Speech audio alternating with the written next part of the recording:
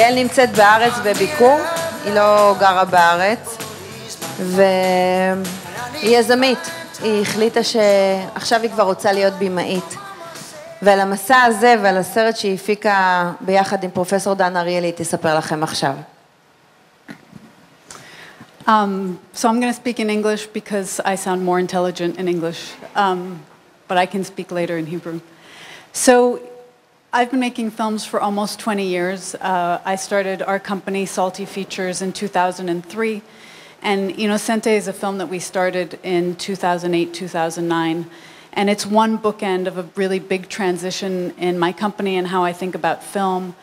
And it's the film that made me think that film is not the only end product in what we want to make. So when Inocente came out, we received a grant that allowed us to create workshops around the film. And I was blown away by art workshops. I had the privilege of going to schools and seeing kids do art workshops around the film. And I really loved the process because I felt that it enhanced the screening of a film into an entire experience. So students saw the film, they then made art that they were able to take home. They thought of the film longer, and then they had something that was theirs that they could go away with. And I thought that was beautiful. I also think there is way too much content being made in the world, and the only way we can really make an impact is by creating longer stories. And that interested me as well. So the story extends beyond the film and into something people could take into their homes.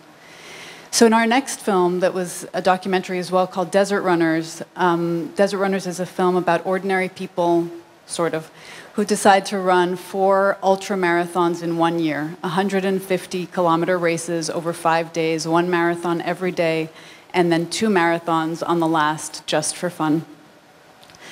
And with that film, when we got to the distribution process, we tried to organize runs together with the film. So we brought people together and they went running with some of the people who were in our film, or they went afterwards. And I loved that experience as well. It was a community building event that turned into an experience that was bigger than the screening of the film. It couldn't have happened without the film, but it was wonderful.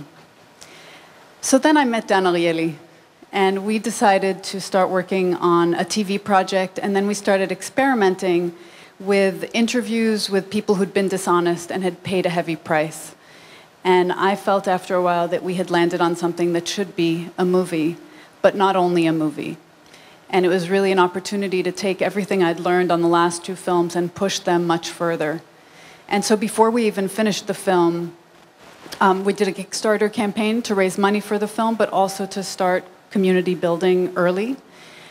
We created an installation piece that is called the Truth Box, which is a traveling video booth in which we asked people to share the truth about a lie on camera. We created merchandise initially for the Kickstarter campaign, but that is now available, and the merchandise is meant to remind us all about our morals in a non-judgmental, fun way, and you can buy the merchandise online. And now we're using the film, we're creating curricula for students, for middle school, high school, and college students, so that they can use the film to talk about ethics and to do and to make some progress on academic dishonesty, which we see as a problem all over the world. We are also working with companies to develop ethics training programs using the film.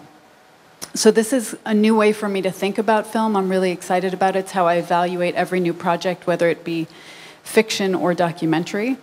And I thought, since Dan is going to end the evening by talking on dishonesty, about dishonesty, that I would share with you a compilation of small stories from people who were brave enough to enter our truth box and share some of their lies with us. So here's the compilation piece. Well, it's coming soon.